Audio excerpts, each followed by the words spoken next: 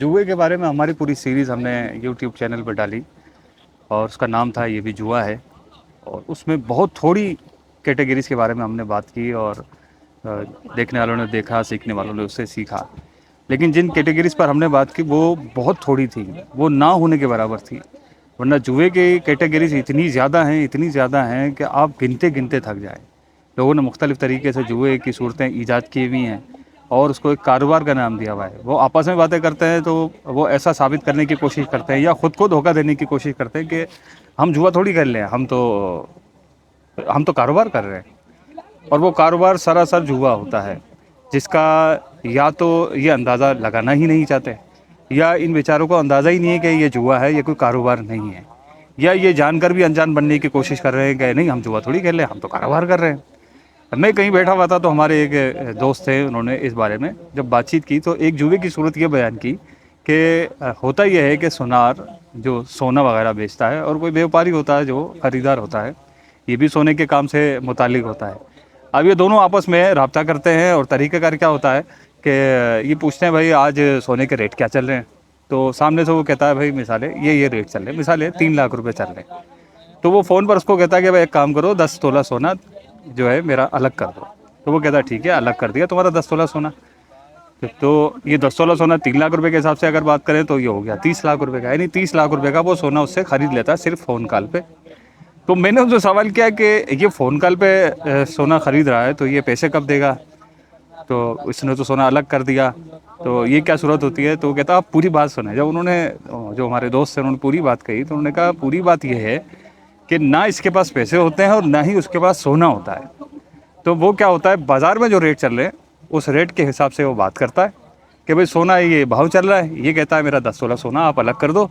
ये 10 तोला सोना ये सिर्फ बातों बातों में ये अलग कर देता है और 10 तोला सोने की रकम इसके ज़िम्मे लाजिम हो जाती है।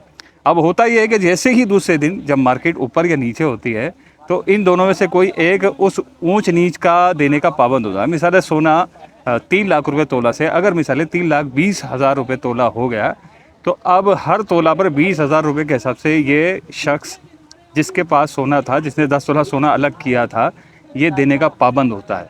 यानी आप यूँ अंदाज़ा लगा लें 10 तोला सोने के हो गए 2 लाख रुपए। अब ये 2 लाख रुपए देने का इसको पाबंद होता है। अगर मिसाल 10 तोला सोना पर 20,000 रुपये गिर गए तो ये सामने वाला शख्स जिसने बुकिंग कराई थी ये 2 लाख रुपए देने का पाबंद होता है।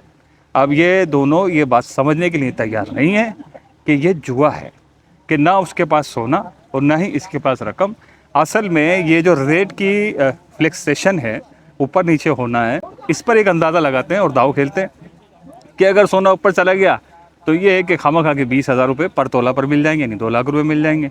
और अगर सोना नीचे चला गया तो अपने पर तोला पर 20,000 रुपये देना पड़ेंगे, यानी अगर 10 तोला है तो 2 लाख रुपये देना पड़ेंगे। तो इसी को तो जुआ कहते हैं कि हारने की सूरत में अपनी रकम जाने का ख़तरा हो और जीतने की सूरत में पराया माल मिलने की उम्मीद हो, यही तो जुआ है।